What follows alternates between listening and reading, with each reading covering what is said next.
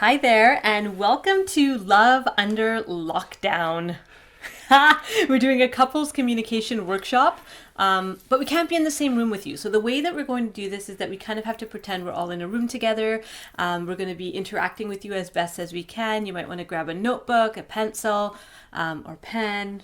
Yeah. You want to introduce yourself? Right. I'm Dr. Syra. I'm a psychotherapist, and I work with people who want a different approach to counseling. They want to bring in their spiritual values, their cultural systems into therapy. So that's my job.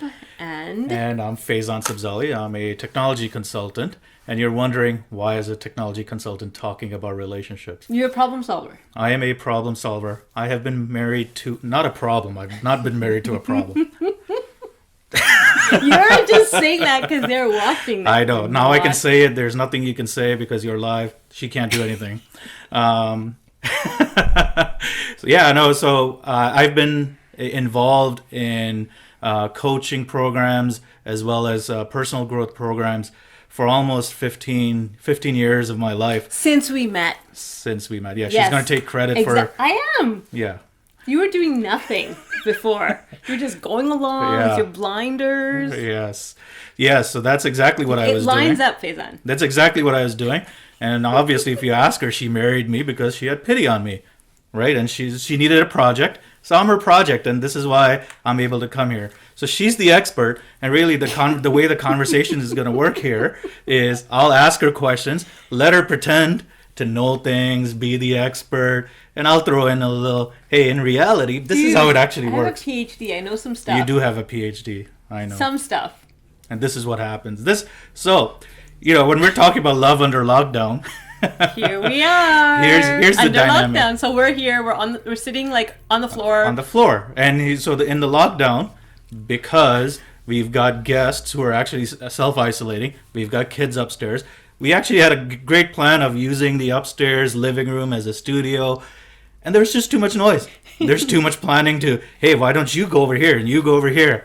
We just couldn't do it. So we're like, why don't we just sit in the basement on the floor and talk to our people? So here we are. So real. So that's what we want this to be. We want this to be real. So we want to talk about real challenges that people are going through and some real solutions, because there's lots of kind of great one-liners out there like, just do this and you'll be fine. And we know that relationships are more complicated than that. And so that's what we're going to be getting into, is that those actual coping strategies as we move along. Okay, so let's get started. Yeah, and I want to start with what you see on the screen is concept of these three critical questions that we want to talk about. So you're spending this time with us. Hopefully you've actually got time to watch it in one go. But if not, you're watching it later. That's fine. But what are you going to spend the time doing, right? This is an important concept because yes, relationships, as we hear, are in trouble because of the lockdown. We've had our share of problems because as you could see in the introduction, we kind of go back and forth with each other. And we've had guests in our home. And we've had guests. That whole other dynamic. Yeah. And this time that's going to be spent talking about relationships and why it's important to you. So what is it that you want out of this, right? Like this goes beyond just the intentions of having this beautiful relationship and this life that we want, but it's like, what is it you want? Mm-hmm. You, the individual, not you, the couple, not you, the father or the mother or the grandparent. What is it that you want out of this? Because in a relationship, yes, there are multiple people involved, but it is you you're bringing yourself in. Mm-hmm. So what is it that you're wanting? Why are you here, right? Why are you taking these notes? How are you going to implement it?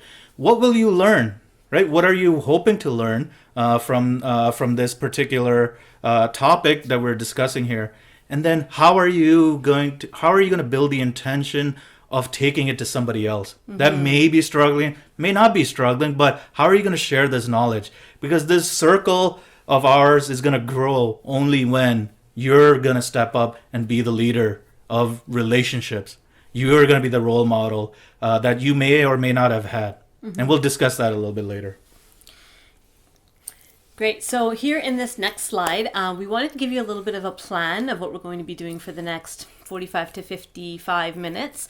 And so we're going to be talking about these three considerations as we talk about love under lockdown. So commitment, consideration, and connection. Those are the three. After that, we're actually going to teach you a model. This is a model that's very close to our heart. We spent 18 months in a course learning about this model. And we're still learning it. we're trying to live it and learning through that. And we've simplified it, so it's a much more complex model than what we'll teach you, but we just wanted you to get some of the key points as they apply to our intimate partnership. So we'll teach you that model, and then after that we'll give you some resources and next steps that you might want to take as a couple or as an individual as you're on this journey of love under lockdown. Yeah. So what are the three things that we're going to talk about, Sarah, today? I mean, from an agenda perspective. So yeah, as I said, commitment, consideration, and connection. Now, people sometimes wonder, well, what about communication? Like, isn't that the main thing? Like, everybody talks about like communication and how you need good communication. There's these workshops and this and that. And what it says in the research is actually quite interesting. There's a study that was done with different age groups of, not age groups of couples, but different like how long they'd been together. So couples that had been together, under 10 years, 10 to 20 years, and over 20 years kind of thing. And so what they found is that couples who had been together for kind of under 10 years, 5 years or less, when asked what was the most important thing in relationships, they talked about communication. They talked about how we speak to each other, how we connect with each other as far as the verbal and nonverbal communication.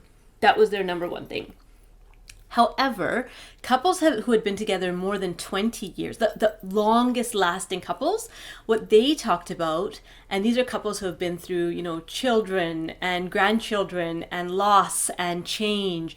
What they talked about, what was more important than communication, was actually respect, mutual respect. And so that when we learned about that was kind of a game changer for us, because sometimes the communication breaks down. It does. Faizan has a tone.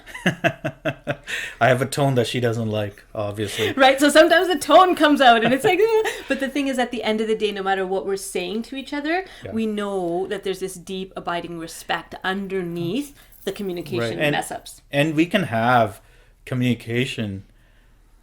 We can have so much communication with no respect. Yeah. Right. And the communication actually portrays that you have no respect for the other person. Right. And we've seen that. We've seen that in other couples that we've worked with or met. Or even people talking about their relationship. Had those. Or we've had, let's stop throwing other people under the bus. But like you and I have had the same problem where, sometimes the communication we were communicating, but we were communicating the wrong things. Right. And the challenges, right? Like I know we had a tough time communicating when our children were born, right? It was just a tough time because we just couldn't sleep, right? Our son didn't go to sleep for 2 years. For almost 2 years, for 4 hours straight. Like that was the first time, and in those sleepless conversations, it wasn't fun. It wasn't right? pretty. It wasn't pretty. No. But what got us through, at least from our viewpoint, what got us through was that respect. Right. And so that's why we're not actually talking about communication. We're talking about these different ingredients that have to do with building and maintaining that respect for each other, commitment, consideration, and connection. And I'll say something, because we're under lockdown, these are tough times to make any relationship decisions. Yes. Right? And just because, I'm always around. I know Sarah loves having me around all the time. Yeah.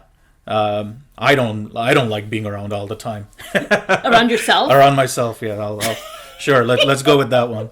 It's hard, right? And it's not like we're in our honeymoon phase. It's no. Like, it's not romantic to, what do we say? It's not romantic to clean each other's toilets. Like, it's just not a romantic time for many people. And it's not, right? And I think we'll talk about romantic phases of the relationship at some point.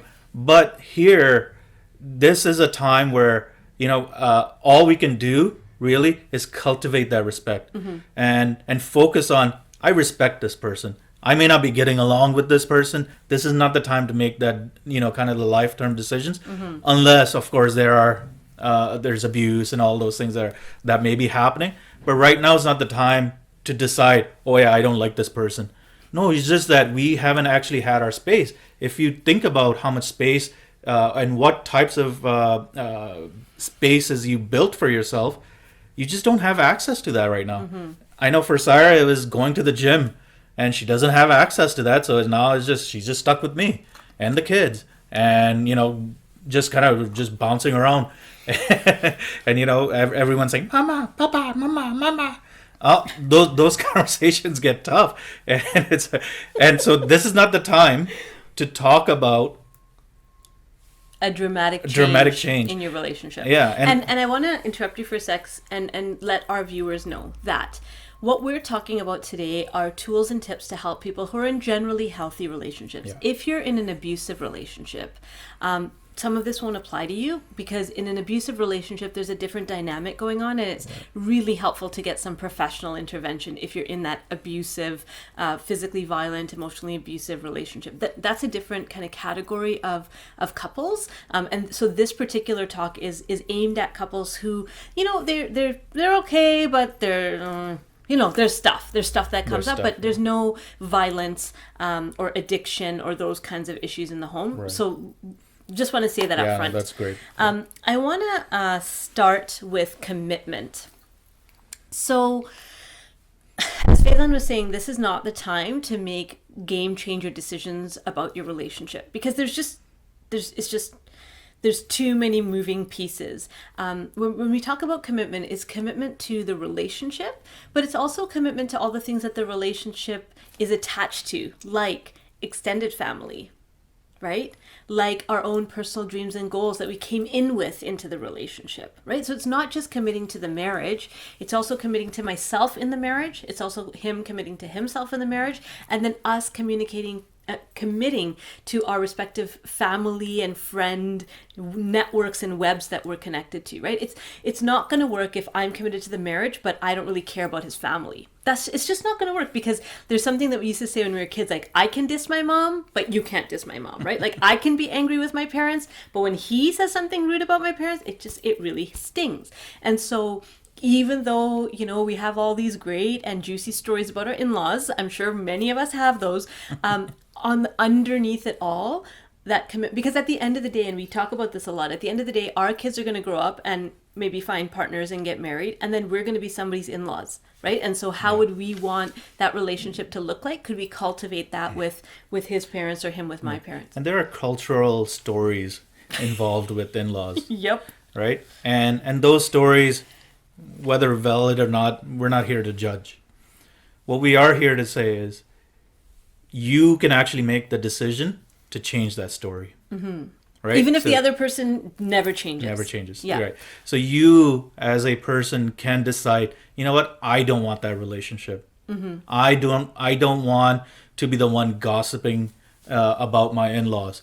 Or I don't want to be the one, I don't want to be the in-law that's hurting my son-in-law or daughter-in-law. Right? So you can make that decision. And this actually goes to, when we're talking about commitment in a relationship, it only takes one person to change. Right. Can you talk about that? Okay, yeah, that's really important, because often, so I'm a therapist, and people come to me for counseling, and people come to counseling because they're having relationship issues, and they say, oh, my partner doesn't want to come to counseling, and they don't want to change, and they don't think anything's wrong. And that's often the case. Usually there's one person who's kind of more aware that something's amiss in relationship. And it only takes one person to change. See, because the relationship, the entire network of relationships that we're part of, are kind of like this, like a mobile, like, what hangs in a child's bed, right? And when one part of that mobile moves, the whole thing moves. And so when one person in the entire system starts to change, the whole system starts to change. So even if your partner's not watching this with you right now, and you're the one frantically taking notes, that's okay, because it takes one person to fully commit, and we'll talk about that when we look at the model. Mm-hmm. It takes one person to fully commit to change the whole story. And I want to just draw your attention to the image that we have here on this particular slide. And so you'll see here that there's 3 handprints, right? And we chose this image for a reason. So one of them is about like I said, that it's commitment on many levels, not just to the relationship, but on many levels.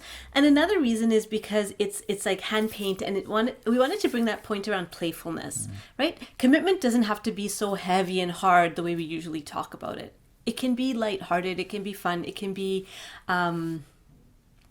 easy. Easy. Right? Like if you think about when you first fell in love, you weren't like, oh my gosh, I have to go see this person. I have to be around this person. You're like, oh, I can't wait. Right? There's this excitement and this enthusiasm to be around each other.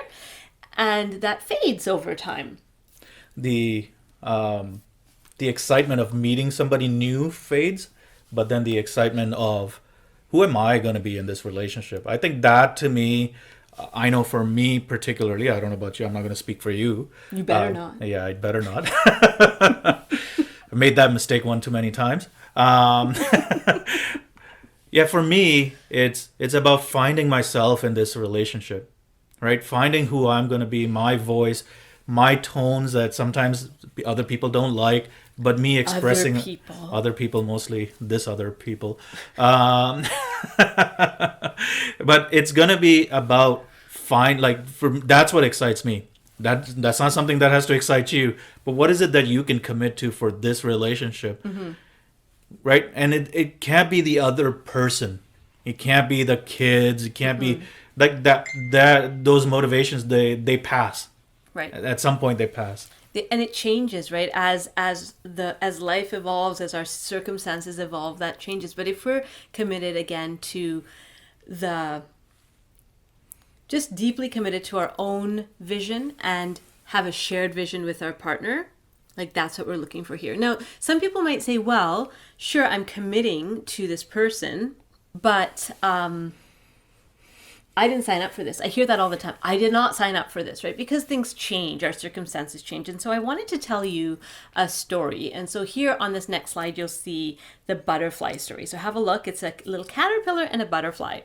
And so here's the story. So get comfortable, get cozy, and just pretend we're going to tell a little bedtime story. Here we go.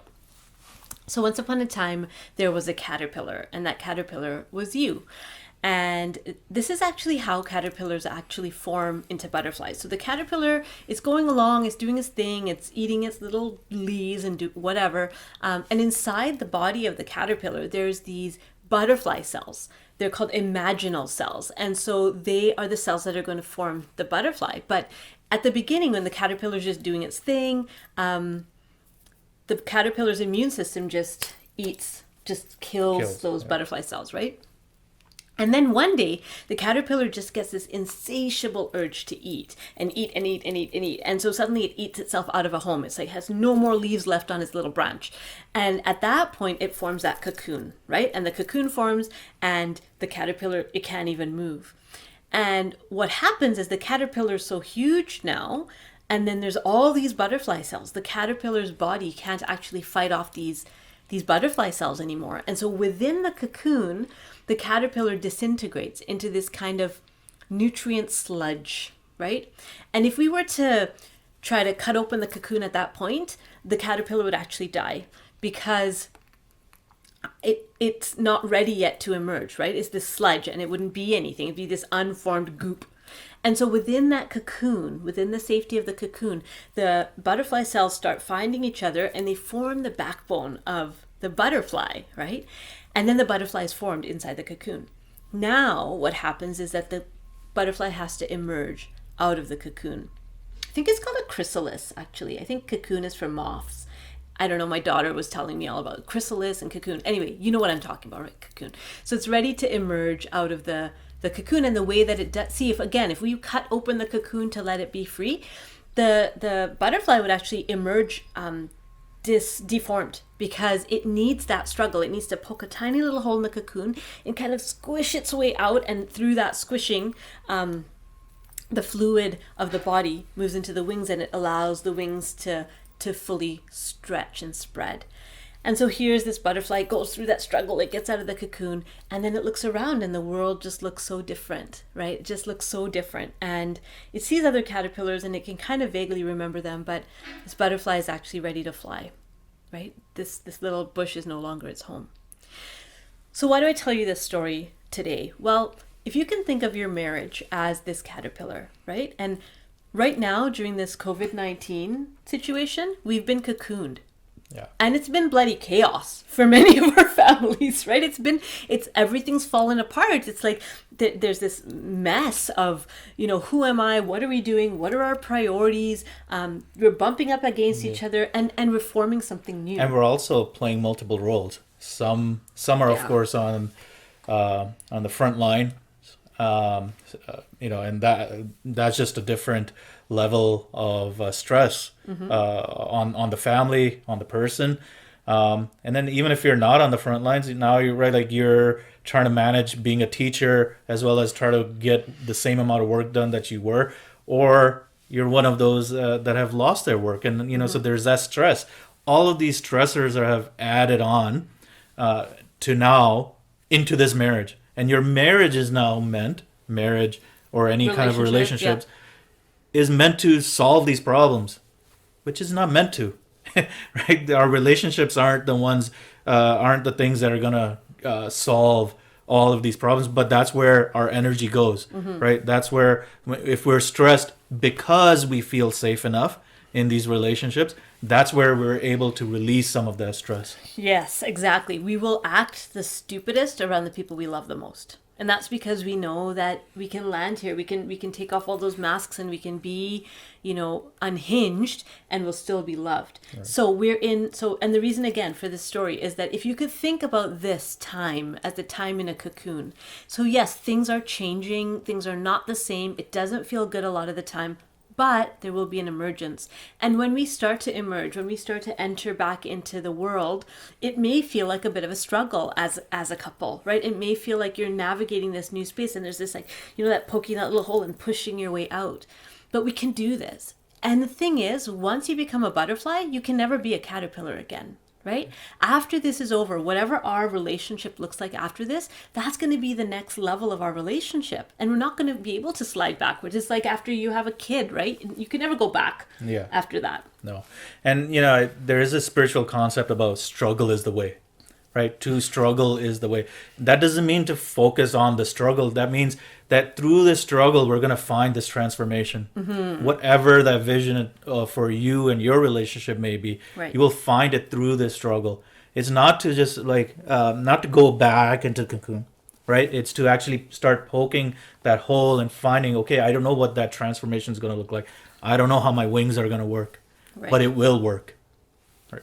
And to trust that it will work, right? That this is the natural evolution of your relationship. And we're going to get into the model pretty soon so you can kind of see what some of these stages and phases look like. So next one. So we're done with commitment. Consideration. So consideration, sometimes in relationship, we come in, always in relationship, we come in with our own story, right? So I'm playing this movie in my mind about life. And here I am, I'm the star of my movie, and here's my supporting cast member. He's like my extra, right? And somehow I started as a star in my own movie, but now even in my own movie, I'm playing the supporting cast.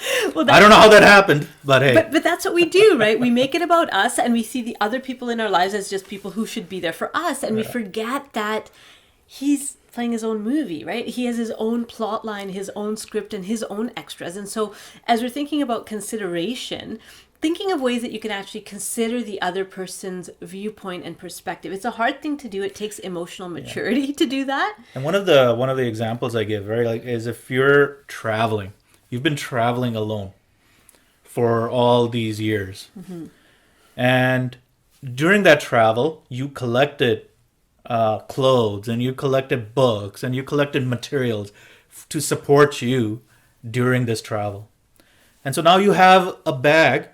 Some of this stuff is good. Some of it is not really that good for you. But you have a bag full of this stuff. And then you get into a relationship. The other person also has a bag. And now you're going to take all these bags and say, okay, we're going to try to combine these bags. And we're going to fight over, okay, no, I want that stuff. I want it to be like this. I want this kind of control. I want that piece of material. All of that's going to start contributing to... it takes you away from that honeymoon phase, right? That's what starts taking you. But that's where you get to make a new bag together Right. And that's the piece around consideration, is seeing what is it that the other person brings, what is it that I bring, and actually allowing your partner to shine as well and not having to make it all about you all the time. And, Faizan has this philosophy that there can only be one peacock in a marriage. You want to talk a little bit about that? Well, I think a lot of us, Or again, at least in our marriage. she's taken all the peacock feathers for herself. In relationships, what I've found to be true, and that doesn't mean that only one person gets to be star all the time, is that one person can shine, right? Like, so let's say when Sarah's doing her work and she's making these videos and speaking on a TEDx stage, I can't go up on the TEDx stage, just stand next to her, pretend like it's my show. Right? Like, Can you imagine? I thought about it, but I didn't do it. But she gets to be that's her moment. And I can't be like, and on that day after she gets off the stage, okay, I need to get to work. Right. Like, that's really important. I need to get to work, making it about me. So during those moments, I find, okay, that she gets to be a star. Now, she doesn't come to my work when I'm talking to my clients, or I'm leading a team of people at my place of work. She doesn't come there and starts being like, oh yeah, let me tell you how to do this thing. She tries. She has tried actually once. No, I didn't. No. When they ask me for advice, I'm going to give them my advice. Yeah. Like, as a professional. Jeez. And this is what I deal with. But but in those moments, right? Like, yes, she is the public speaker of the family. I am not. She's the one who's more comfortable in front of the camera, in front of people, speaking on a stage with 700-800 people. I'm not that person. But during the time where I'm supposed to shine, she's not coming in and be like, okay, let me take over. Right. Right. And so we all have those moments, yes, I just spoke about work, but it could be within families. It could be in our places of worships. It could be in our community, in our school, schools for kids. Like, everywhere there are opportunities for one person to step up. Mm-hmm. And when that person steps up, we support them. That's it. And when you don't feel supported, that's when resentment can start to build, right? So if you're the one stepping up, for example, right now during this time, if you're the one stepping up around meals, and that's kind of the thing that you've taken the lead on, and the other person is not supportive, well, then you can start finding yourself resentful, right? Mm-hmm. And we've talked about this, because when Faizan's kind of puttering around with me in the kitchen, even though he's not really doing much, he's just available for company and for chopping a few things, I feel it's much easier for me to then not feel resentful about making the meal, right? And every so often when he just like spontaneously, he's learning to use the Instapot, I bless the person that made the Instapot, because husbands can use it. Some husbands. Well, we're not going to put it on everybody. I'm just going to put a little plug out there for all the husbands or wives or partners who are not cooks. Instapot, baby.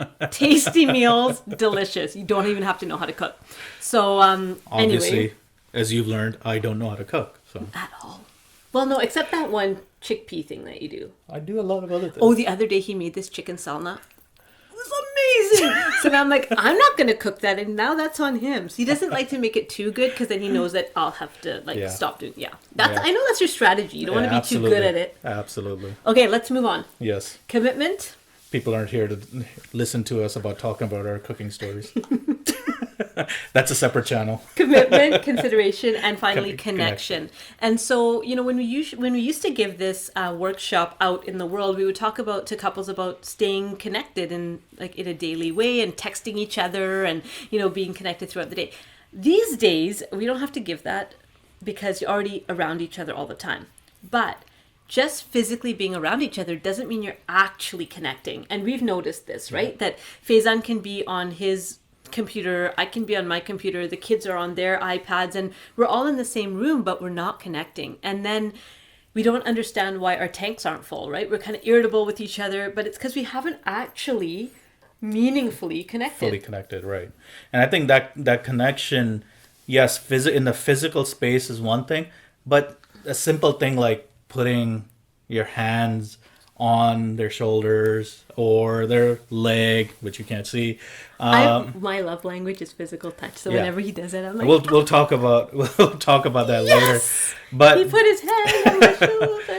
but to understand what that other person actually needs, Yeah. and sometimes it's, hey, that Space. person needs a space, and so, I know there are times I go into my room, I just go hide there Your because room?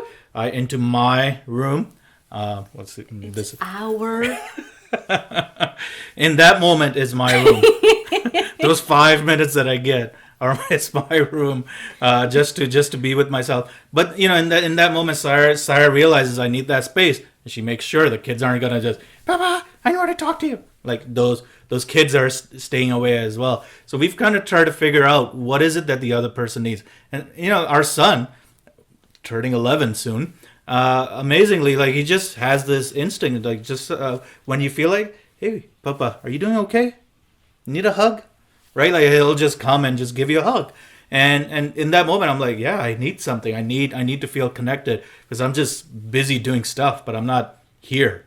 I'm not present. And he brings me down, and he makes me present in my body and in that space.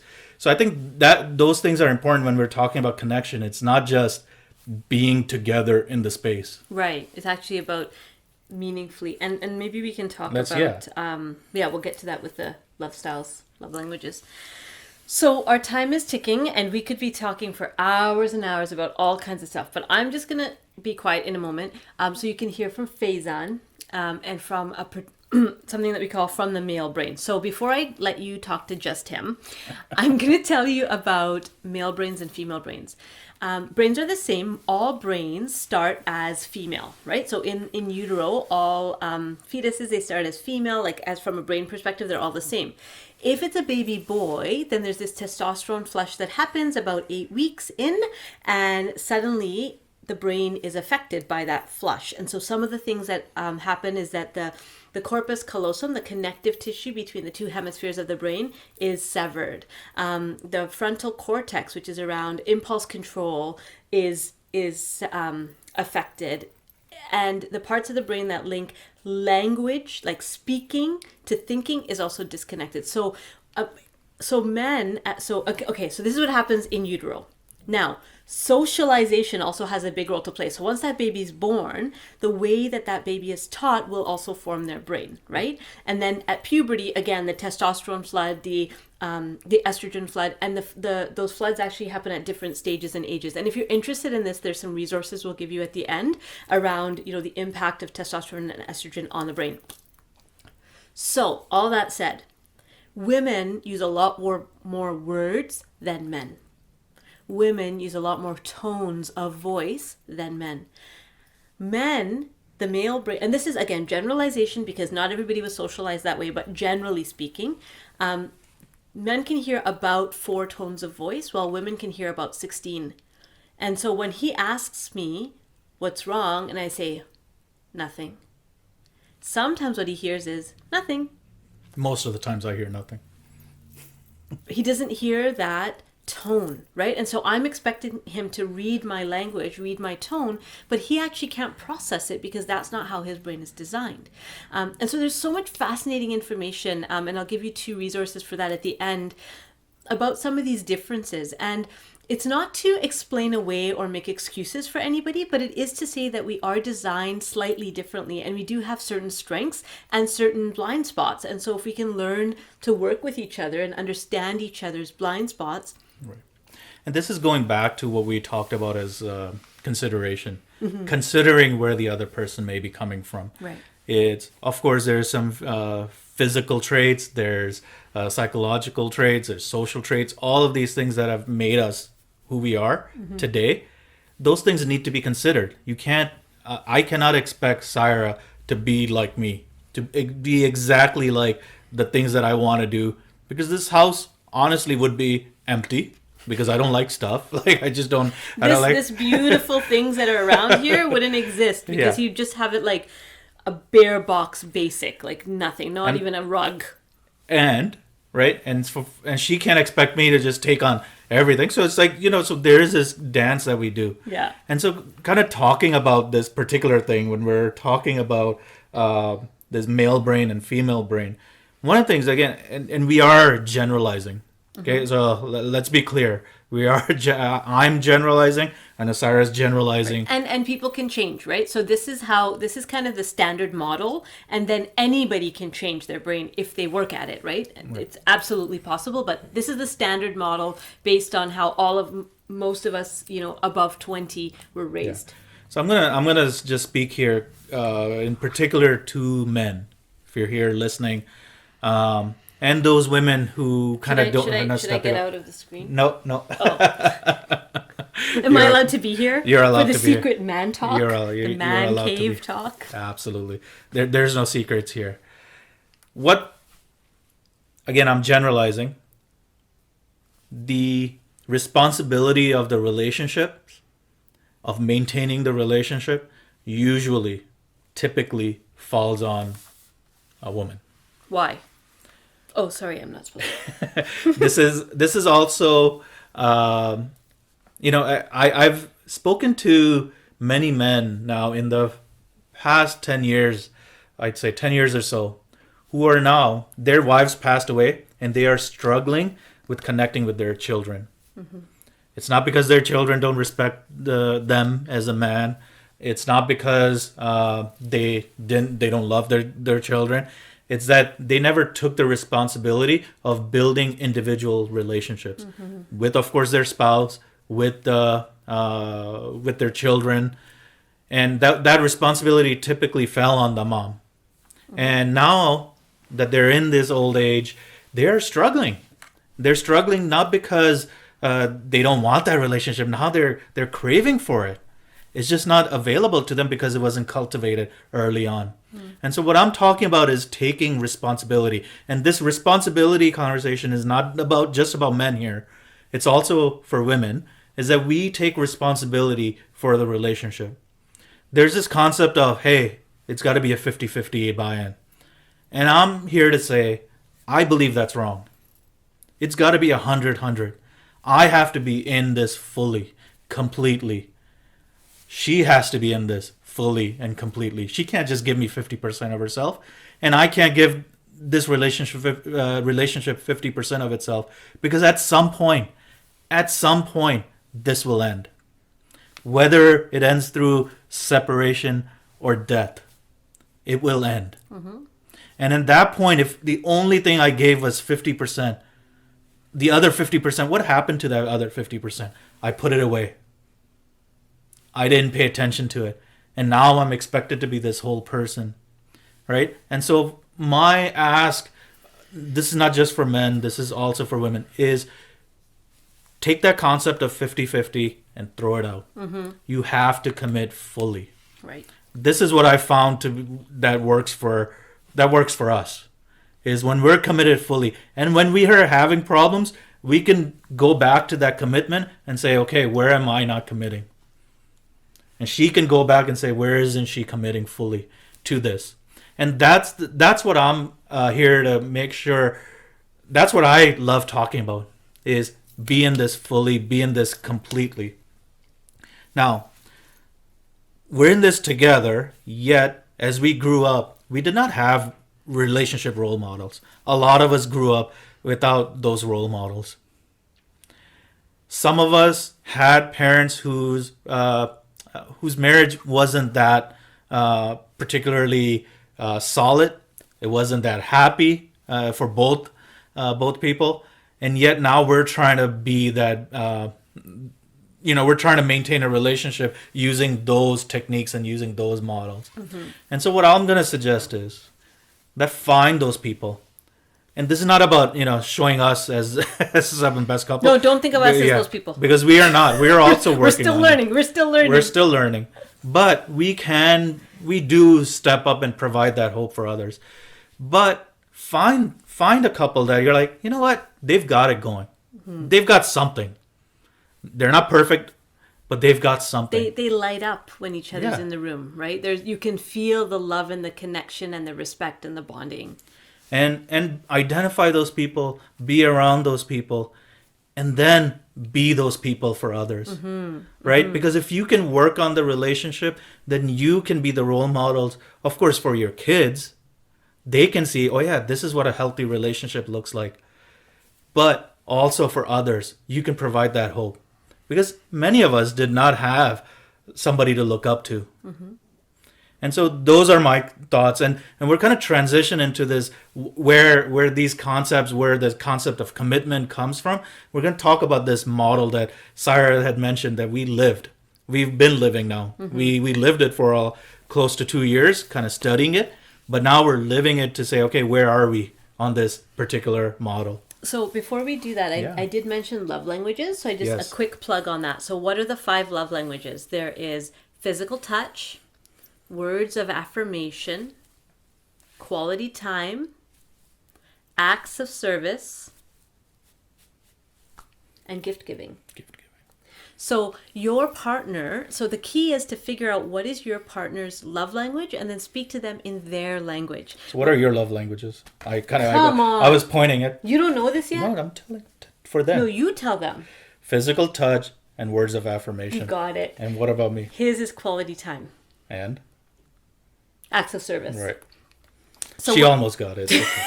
So what that means is that when he does something nice for me, like unload the dishwasher, I'm like, oh, thanks. But when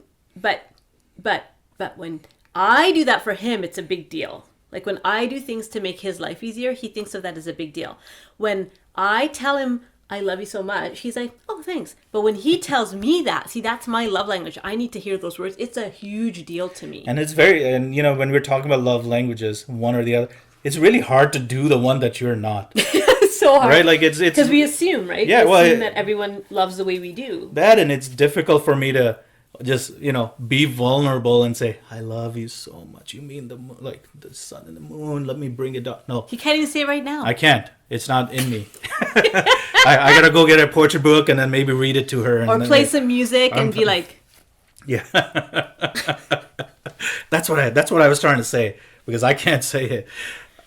Especially those Bollywood playlists. But that's what happens is that we end up expressing our love in our own language, and then it misses our partner. And so often people will say, I do so much for them and they don't even get it. And it's like, well, yeah, because doing stuff for them isn't their love language, right? It's actually quality time. They just want you to sit together in the room together without doing anything. That's what means something to them, for example, right? So I just want to plug that in before we jump in, but we need to get to the model. Let's do it. Okay, so you'll see on the screen now the model. So we're going to take you through step by step the way that we went through it. So you'll see here it's a triangle. This model is based, it was created by Dr. Chuck Spezzano. And the first thing that happens in the model is that we all start every relationship in a place of dependence. Oh, I'm going to interrupt myself. We've been talking a lot about male and female, but I want to also say that this talk applies to couples from all genders, right? So there might be 2 female brains in a relationship, 2 male brains, whatever, and there often are within an individual, there's a masculine and a feminine energy, right? So there's parts of me that are more masculine's more like structured, movement, discipline, order. The feminine is more like flow and spontaneity and creativity and play. And so within each one of us, there's that balance, and within each couple, no matter the gender of the people, there's that balance as well. So I wanted to just say that to make sure that we're talking to our whole audience. Okay, back to the model. So dependence. So that's the first thing that happens. And in dependence, it's about them. The other person actually has the power. So needs is the first thing that we experience. So if you think of a young baby, right, they have a lot of needs. Or when you're first in a relationship, you need to feel seen, you need to feel heard, you need to be paid attention to, you need to know where you stand. There's all of these different needs. At some point, those needs will not be met because we're expecting, like Faizan mentioned earlier, we're expecting our partner to be everything to us, and that's not really fair or realistic. And so what happens next is that we get hurt. Chuck actually calls this heartbreak, right? And so it's where somebody lets us down. And so again, in the context of intimate relationships, our partner didn't live up to our expectations, and so we got hurt.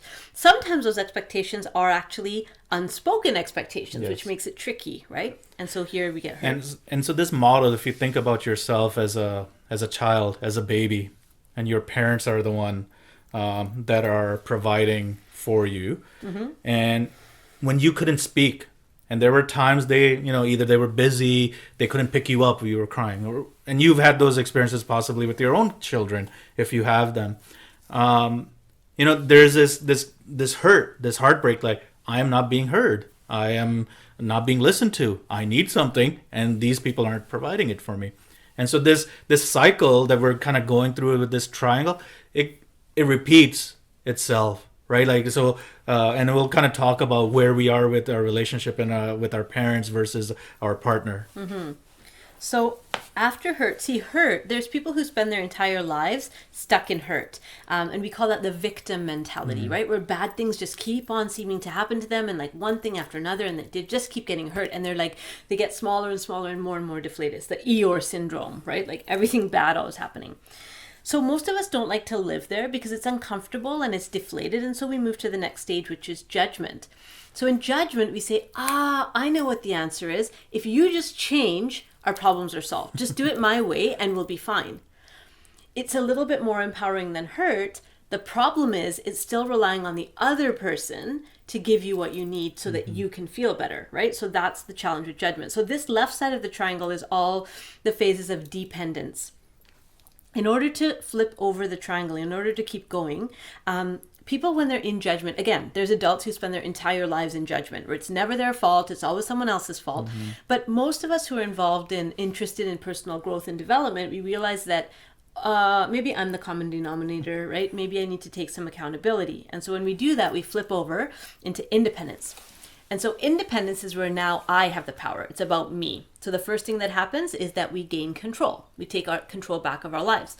This is where things like setting boundaries, learning to say no, asking for what you need. These are the kinds of skills that we learn in this phase. Once again, you can get stuck there, right? Where you have to have it your way all the time and you don't actually let people in if they don't meet your standards, right? So that's dangerous to stay there as well. Soon we'll get into power struggle. Because if I'm in control, but he's also in control, like, well, it's going to go back and forth. Now we're going to fight each other, right? We're going to be pulling this tug of war rope. And that's where usually couples come in between this stage and the next stage. Now, the next stage in this corner, when we learned about it, I think it was a savior for our marriage. Our marriage has spent a long time in this zone. And once we learned that it's a natural part of long-term relationship, it kind of let us be able to breathe. Yeah. So that's called the dead zone. So dead zone is where you just don't feel anything anymore.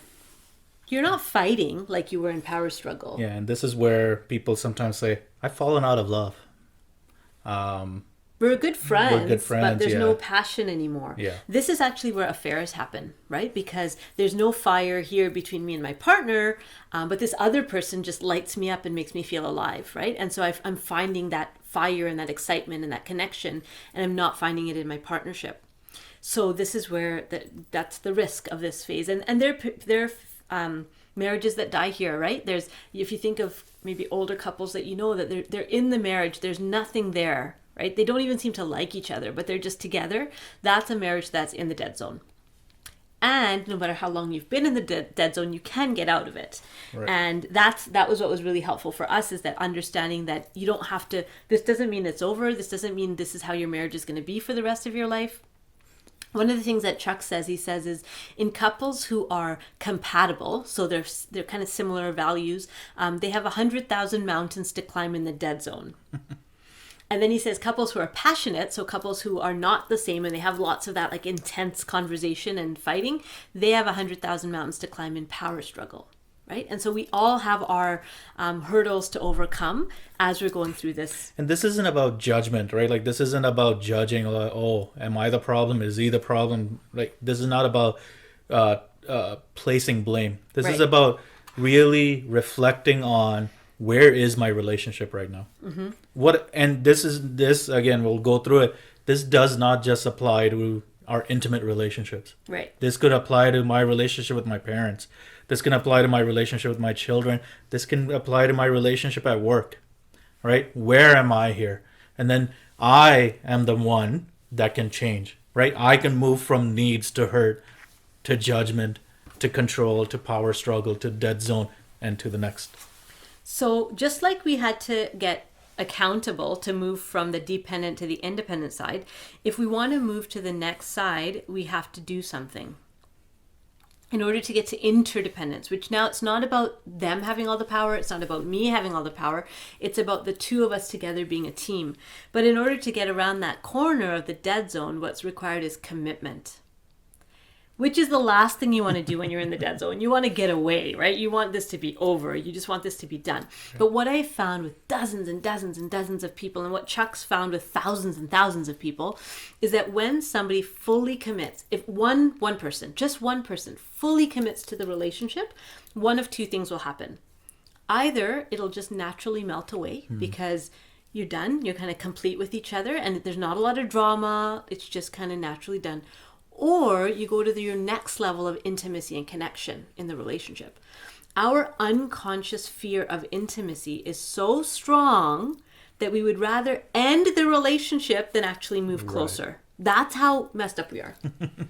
And that has to do with like our early attachment and all that. That's a whole nother talk around how, how we were parented, and how, because of how we were parented, this is how we play out in our relationships. So you got to commit. Once you commit, now we're into partnership. Partnership is where I can look at you, I can look at my loved one and see them as the same as me. Not better than me, not worse than me. I don't look up to them, don't look down on them, but they're the same to me, right? Only after partnership can we actually move into leadership.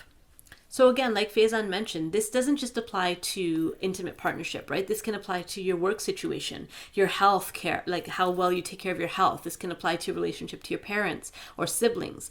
And so leadership is where people start looking at you and saying, hey, you've got something, you figured this out. Can you tell us a little bit about that? Right? So you get invited to do talks, you get invited to lead workshops, you get invited to, give advice to your friends, and they're calling up on you and they're saying like, how do you do that in whatever area? Now, you could be in leadership in, say, your business, but you could be in power struggle with your father-in-law, and you could be in judgment of your partner, right? So we can be in different places depending on the different aspects of our life. But once we're in leadership, then we have a chance to move into vision. Leadership's really busy because you're just being asked to do a lot of things, and you're getting engaged, and you're reading books, and you're learning, and you're going to workshops. Vision now gets very still. Because with vision now, we're lining up to a higher, we're kind of stepping back from our life, and we're saying, okay, my own little circle is okay. My own family, my own kind of little group of people that I love are okay. But what about those people in the next town over, right? What about those people in the next country over? And our vision starts expanding, and we start seeing that we can actually impact a much bigger group of people with our love, with our knowledge, with our gifts, whatever those are. Right. And so vision is where we start aligning to the higher, the more esoteric, the more hidden and unknown dimensions. And then we move to mastery. So mastery is, you might have heard of the law of attraction or The Secret, and they're talking about when you think a certain way, you can attract things to you. So they're talking about mastery. Mastery is where you've kind of figured it out. Like, have you met those people who they just show up and they seem to have it all, right? They're happy and they're healthy and they're deeply connected in their relationships and they're really financially successful and they're nice to be around. They just seem to have it all. Those are people walking in mastery. And so many of the kind of new age kind of personal development models out there right now are looking at getting us to mastery. The problem with mastery is it's still about the human experience, right? It's still about having everything I want in this physical world. And Chuck is saying, well, there's got to be something even beyond mastery, even beyond. And so he goes into a whole story of that inner line in the triangle there. That inner line he calls radical dependence. And so in mastery, we think we can have anything we want. And what's required to get around that corner for those who might be in that situation is faith, right? So trusting in something bigger than yourself. It's not like I can do whatever I want. It's like there is another presence that's much more powerful than me, right? So giving up the ego 100% fully. And because we are this conversation that's happening is in the context of a faith-based initiative, I want to bring in this concept of spirituality and how relationships actually tie into that. Our belief, and many of the spiritual teachers' belief, is that this relationship here, or my relationship with my parents, my relationship with anybody, is how my relationship looks like with my creator. Mm-hmm. And so in that concept, If I am struggling here, I am struggling there. If I'm struggling within any of those relationships, there are places for me to apply faith and apply those concepts and say, okay, what is it that I need? And there are times that we're not the ones to be able to solve this. Many times in this relationship, there have been possible breaking points. And we didn't step into those breaking points like, okay, I'm going to fix this. We had to depend on something that went beyond us. Right. And that doesn't mean, we said our prayers and just left it with that. That's something we call, there's a word for that in transpersonal psychology. It's called spiritual bypass, Right. where you say, oh, put it in God's hands, but then you don't do any work. Well, that's not what we're talking about either, right? It's having the strength and the courage to do the work, but also trusting that there's a bigger plan for our lives. Yeah. And we, of course, put our faith where it needed it to be, but also went and searched for, okay, what do I need to learn? What do I need to learn from this experience? What do I need to do to be my better self? This concept of better self is just my fuller self, right? How do I get in touch with that? Because that relationship, again, I mentioned earlier, this is temporary. Right. This will end at some point, right? But that spiritual relationship is the one that continues on. Right. And this is my playground. This is where I get to learn about my control and my power struggle, and sometimes her hurts and her control. Sometimes, because usually I'm the problem. But now you said it in front of everyone. I'm going to use this. I'm going to replay this over and over. Yeah, that was a joke. But go ahead. Yeah. Okay. You missed the eye roll. Okay, so if we're completing this model now, it's a very Sufi approach to relationship, right? Because the final goal of relationship is actually oneness with the Creator, oneness with all that is. And so through our human relationships, we're actually trying to move closer and closer to the divine presence. And I mean, we have it written out here as a 2-dimensional shape, but if you could actually think of it as 3-dimensional, and it's kind of a spiral moving upward, right? And so you'll hit different points over and over again in the relationship, but they'll be from a higher level of consciousness and understanding and awareness. And I think Sarah mentioned we were in a dead zone for a while there. We continue going and visiting that dead zone, but we don't spend a lot of time there anymore. Right. We're able to recognize it and kind of move forward and move out of it. And we kind of keep on going back to a deeper sense of need that wasn't met. And kind of just moving through that circle. So like Sarah was mentioning, in that 3D model, we're just kind of circling through and moving faster and faster to our goal.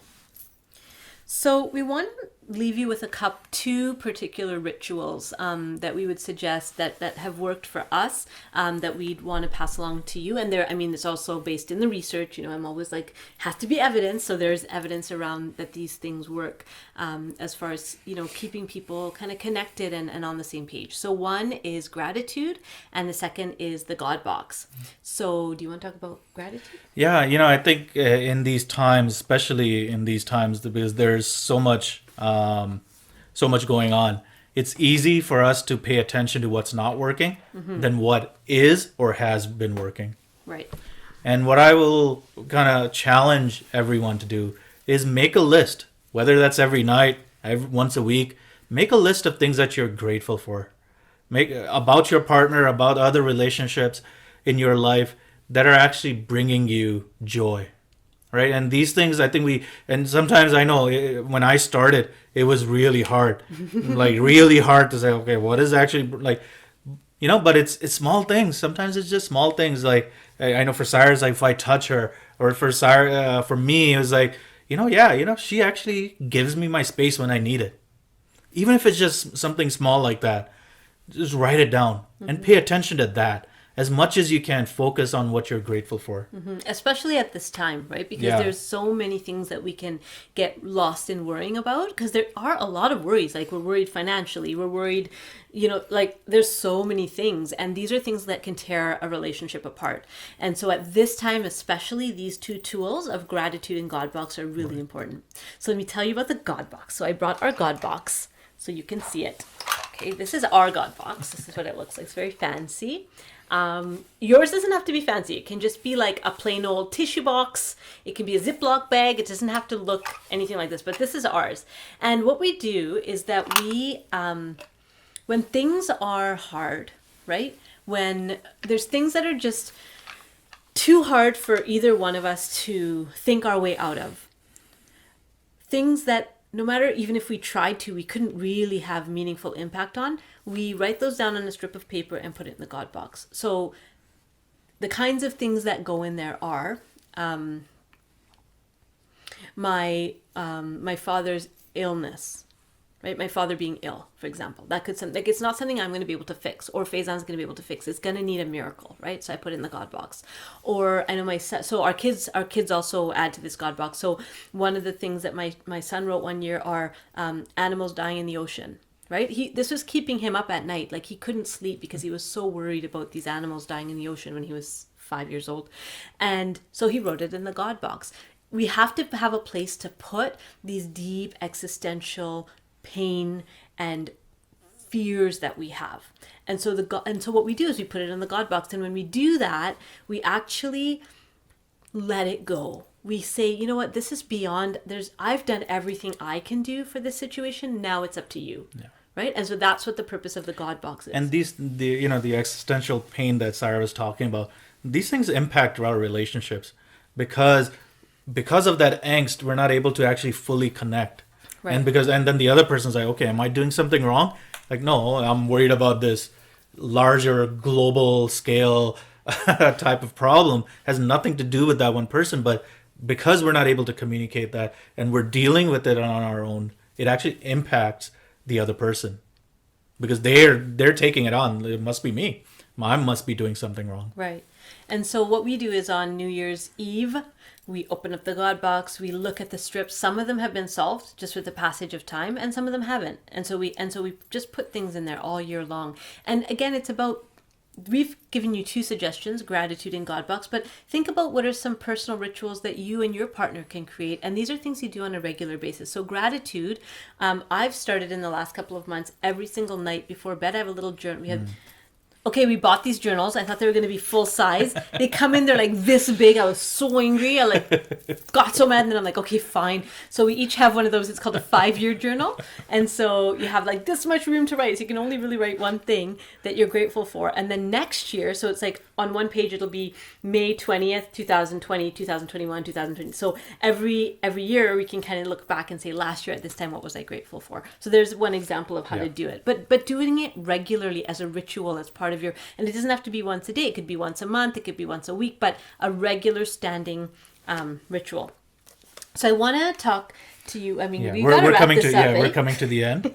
We're coming to the end. So I think we want to leave you with some resources. So sorry. Yeah. So here's 4 books, starting with the 5 love languages. So we kind of touched upon that in our talk.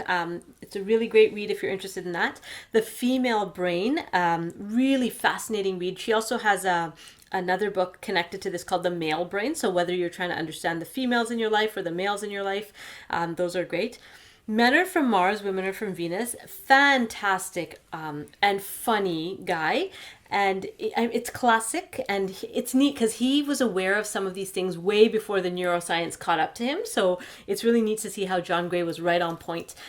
For me, I would suggest Mars and Venus in the Bedroom. Really good book if people are having challenges with their intimate life and kind of not connecting in that kind of romantic sexual way. That's a great read. I couldn't find a picture of it, but it's Mars and Venus in the Bedroom. And then finally, this last one here, so funny. Women, I recommend this highly. How Can I Be Your Lover When I'm Too Busy Being Your Mother? The Answers to Becoming Partners Again. It is hilarious. It will make you so mad while you're laughing, but there's now don't take it out on your husbands if you're married women. Because that's what Sarah was doing to me while she was reading this. Yeah. You might be getting mad but it was a game changer because it helped me see things in a very different way around domestic life and how domestic life sometimes doesn't bring out the best in us as women. So those are the reading if you're interested in that. I also want to let you know about a couple of kind of next steps and resources for those who are watching. So we have Women on Wednesdays. We are launching this like super exciting series. So it'll be 10 weeks and it's a drop-in group. So every Wednesday at 6 o'clock Pacific, I will be leading a small group of about 10 to 15 women through a series of topics. And so every week will be a different topic. You'll have to register each week, so you can register for the topics that are interesting to you. And it's a chance for you to kind of learn a little something. So there'll be a teaching component, there'll be a group sharing component, just to be supported during this time. This is not an easy time, and it's nice to be around people who are going through something similar, and be led by somebody who kind of knows what they're doing in groups and whatever. So that's Women on Wednesdays. We're around managing our emotions, setting our boundaries, and self-care. So there's 10 topics, 10 weeks, starting June 10th. I really hope to see you there. You have to register to be part of it. You can't just drop in on the day. So make sure you pre-register so you get in one of those spots. And it should just be noted that these are going to be confidential sessions, so they will not be recorded or made available. So if you want to join in. So then you have to be there in person to get the goods. And our final slide here is just some internal resources that we have within the institution. So we have the Conciliation and Arbitration Board, which helps with just mediation if you're having relationship challenges. And then also there's the Access Line. So the Access Line is for anybody who needs any sort of support, whether it's counseling support, whether it's whether you're experiencing some sort of domestic violence and abuse that we were talking about earlier and you need some help. So the Access Line is a first point of contact, and then they can refer you to community resources, whether they're within our community or in the wider community. So please use these resources. I mean, they're here. We have volunteers working around the clock to support our community, and so we're here for you. Yeah. So thank you for joining us, and we'll end it here. Thanks for joining. This was so much fun. Yeah. And hopefully we can do it again soon. So like we say in our podcast, smile more and worry less. Bye.